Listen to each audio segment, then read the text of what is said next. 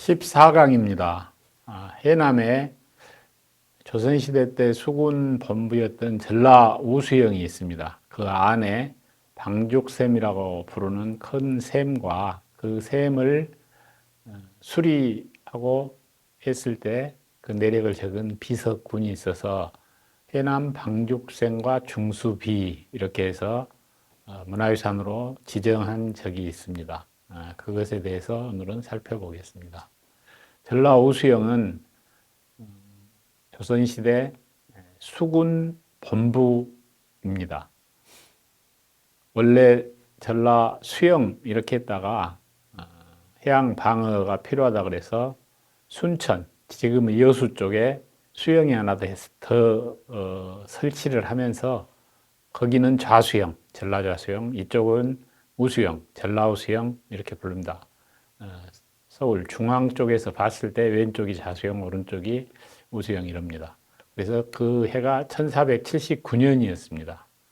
그 이후로 전라 우수영으로 부르게 됐는데 그 우수영은 나중에 면 소재지가 되면서 성벽이라든지 이 관공서 건물들은 많이 이제 흘려나가고 거의 그 조선시대 건조물은 없다고 할 수가 있는데 두 가지가 조선시대 유적이 남아 있습니다. 이 샘과 명량 대첩비. 그래서 비석은 또 다른 성격이기 때문에 어쨌든 사적으로 지정된 전라우수영의 조선시대 건조물로 해서는 거의 좀 유일하지 않을까 이런 그 셈입니다. 기다란 판석을 그 육각형으로 짜맞추고 가운데 기둥을 서서 조립한 형태입니다.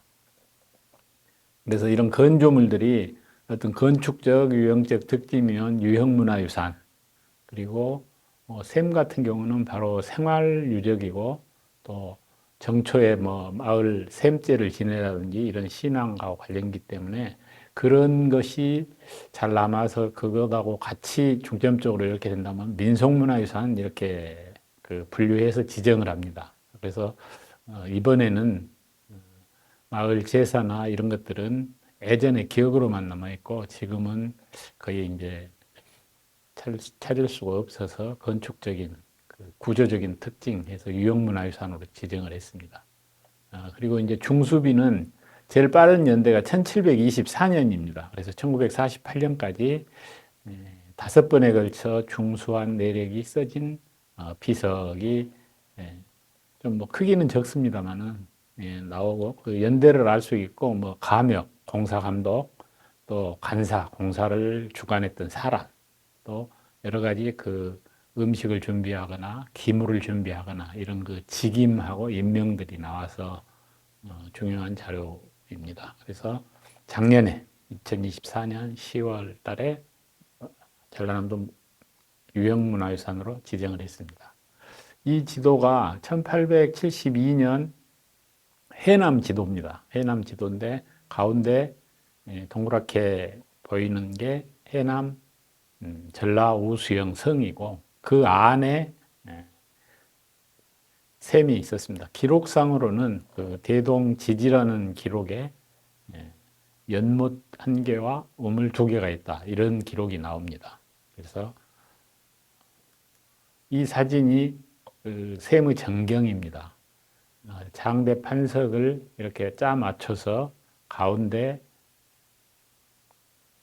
기둥을 세우고 육각형, 보통 사각형인 경우가 많은데 육각형의 셈이고 그 기둥 위에 동그란 부분은 아마 그 연봉, 연꽃 봉우리 형태를 저렇게 조각을 한 것 같습니다.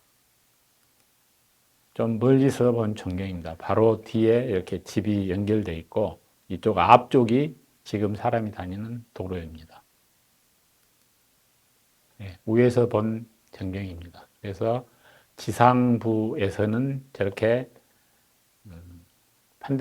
장대 판석을 짜 맞춰서 했고 밑으로는 이제 그 돌, 뭐 석축이 일부가 보입니다. 그래서 상당히 크고 깊고 이런 섬이고 얼마 전까지만 해도 동네에서 공동우물로 이렇게 사용을 했던데 지금은 이제 식용으로는 사용하지 않고 그래도 물이 많아서 계속 그 사용은 하고 있습니다.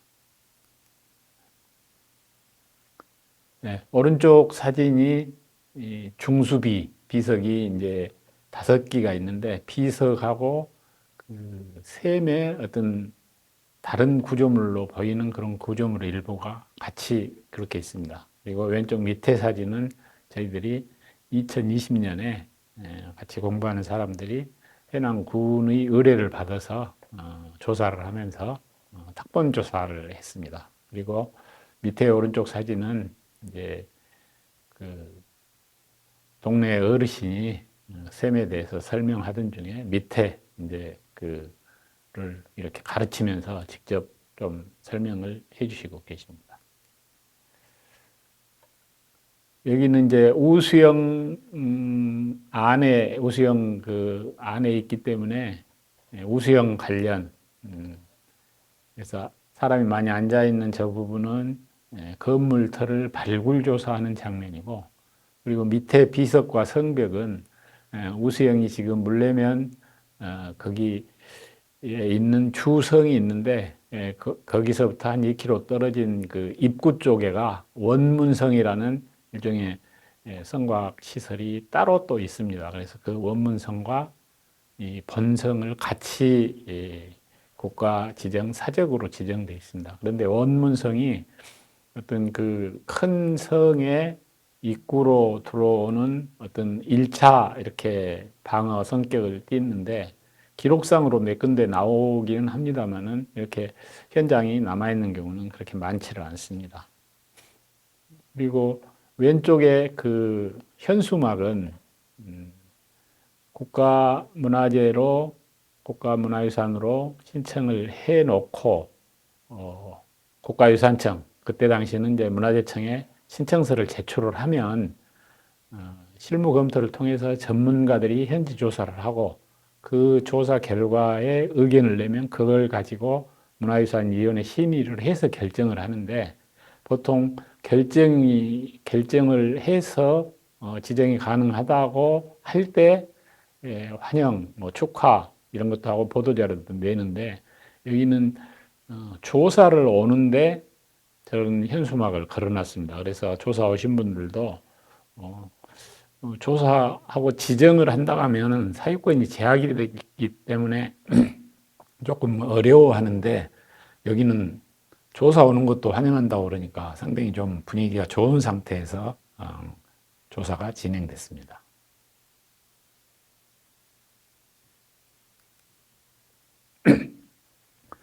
예, 이 비석이 지금 그 중수비입니다. 아까 1700년부터 있다고 그랬는데 이 비석은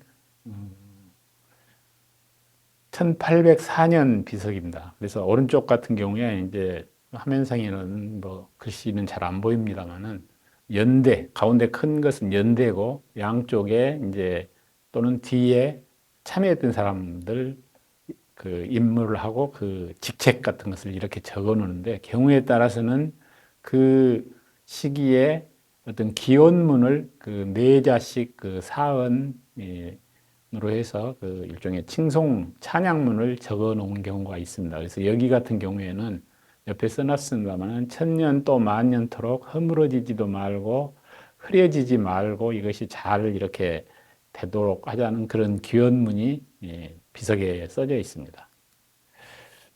또 다른 이제 중수비입니다. 그래서 오른쪽 중수비가 가장 마지막 그 비인 1948년 비석이고 왼쪽 비석도 1800년대 비석입니다. 그래서 이런 우물 현장이 있고 주민들이 필요에 따라서 그때그때 수리하고 보수하고 고치고 하는 이런 것까지를 이 주민들이 말하자면은 그 딱 그 한두 동네만이 아니고 상당히 많은 지역 그 동네 사람들이 참여를 합니다. 그래서 공동 우물로서 큰 역할을 했다 이렇게 알 수 있고 중요한 역사 기록이 되는 것입니다. 그래서 1724년 비석입니다. 그래서 대시주 또는 가명, 전이, 좌상, 공양 이런 이제 직책이 나오고요. 그래서 이제 그런 그 오래된 우시영성에서 크고 오래된 주민들이 계속 사용했고 지금도 쓰고 있는 우물이면서 그런 기록 자료가 있고 잘 남아있기 때문에 유형유산으로 지정했는데 그 이제 지정하려고 준비하는 과정에서 해남 지역 전체의 그 우물, 샘에 대해서 조사를 할 기회가 있었습니다. 해남 군의 지원으로 저희들 몇 사람 공부하는 사람들이 참여를 했는데 처음에 이제 그 읍면이나 이런 데를 통해서 군청에서 통계를 내보니까 한 160군데 정도 이렇게 조사가 됐다 해서 그거를 이제 현장을 다니면서 확인을 하는 것으로 이렇게 했는데 그래도 이제 실제로 그 지명 유래지나 마을 유래지나 읍지, 면지, 군지 이런 데에 이렇게 동네 얘기가 나오면서 셈이나 우물 이런 얘기가 나오기 때문에 그것을 일단은 전부 모아보자는 이제 기초조사를 먼저 시작을 했습니다. 그래서 이제 경지정리나 이럴 때 많이 없어지긴 했지만 우물이 있었다는 그런 기록이나 자료를 모아보니까 500군데가 넘었습니다. 그래서 그 500군데를 일일이 그 현장 다니면서 또는 이장님이나 이런 분들 통해서 면사무소 통해서 확인을 해 보니까 260군데 정도의 우물이 남아 있어서 그 260군데 우물의 전체 위치, 뭐 크기, 형태, 사진 이런 것들을 전부 찍어서 개별 이렇게 조사 카드를 만들었고 거기에 좀 중요하고 의미 있는 것 100군데를 골라서 해나무 우물 이렇게 해서 일반인도 볼 수 있는 책을 만들었습니다. 그리고 그 조사 결과로 중요한 셈이 몇 군데 있었는데 해남군의 향토문화유산으로 지정했고 여기 방죽샘과 중수비는 전라남도 지정 문화유산으로 지정한 것입니다. 그래서 그 우물의 뭐 역사 이런 것들도 간략히 이렇게 앞에가 정리가 되어 있습니다. 책은. 그래서 우물샘이라는 거는 어쨌든 사람이 생활하면서 기본적인 것이 물이기 때문에 그 물을 항상 흐르는 상태에서 이렇게 사용할 수 없기 때문에 어딘가는 모아야 되고 그 물을 모아서 쓸 수 있는 그런 기능 중에 중요한 것이 이제 우물 또는 샘이라고 부르는데 그래서 하고 실제로 보니까 이제 여러 가지 샘에 얽힌 전설이라든지 이런 것들도 해남 쪽에서도 들을 수가 있었습니다. 그래서 그렇게 저기 있고, 예, 우물 조사 현황은 아까 말씀드린 기초조사, 문헌조사, 실제 조사 이렇게 해서 200 몇 군데를 조사를 했고 조사를 해서 전체적으로 보니까 지금 우리 방죽생처럼 그 육각형 판석으로 이렇게 된 경우가 있고 또 사각형이 있고 그다음에 원형이 있고 그리고 판석 형태가 아니고 그냥 이렇게 시멘트 같은 그걸로 이렇게 쌓아 올린 이런 것도 있고 돌로 이렇게 윗부분을 쌓아 올린 경우 그리고 또 오각형 내지는 팔각형 그래서 이렇게 다양한 형태를 볼 수가 있었습니다.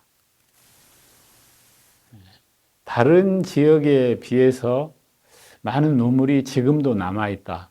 아마 한 군에서 이렇게 259개에 이르는 그 셈이 뭐 조사되거나 이렇게 남아있다는 것이 상당히 좀 중요하고 이렇게 조사한 경우가 많지를 않을 것 같습니다. 그래서 저 조사 보고서 자체도 하나의 이런 생활사 유적에 대한 일종의 그 기본 뭐 교과서가 됐다 할까? 그렇게 지금 활용을 하고 있습니다. 그래서 이거를 전체를 다 이렇게 체계적으로 관리를 하기 위해서 이제 그 개별 카드를 만들었는데 그 중에 이제 1차로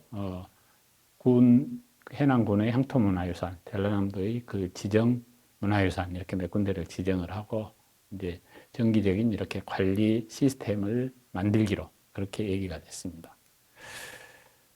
그리고 이제 각그 읍면별로 좀 대표적인 것 사진을 하나씩 모아봤습니다. 그리고 간단한 설명과 함께 그래서 해남읍에서는 이렇게 이제 그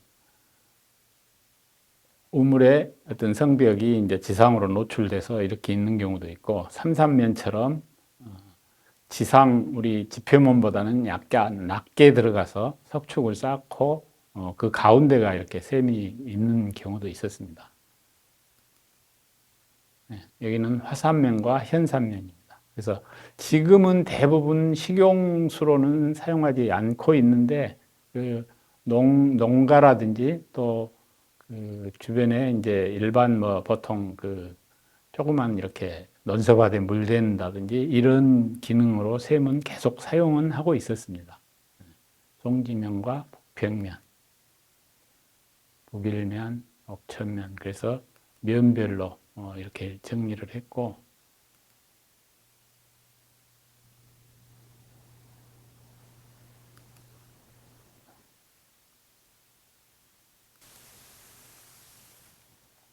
예, 이렇게 해서 이제 물레면, 화엄면에서 해남에 259군데의 그 저기를 해서 책을 냈고 그 이제 방죽샘이 대표적인 그 샘으로서 문화유산으로 지정을 했습니다. 이상으로 이번 강의를 마치고 다음 시간에 또 만나겠습니다.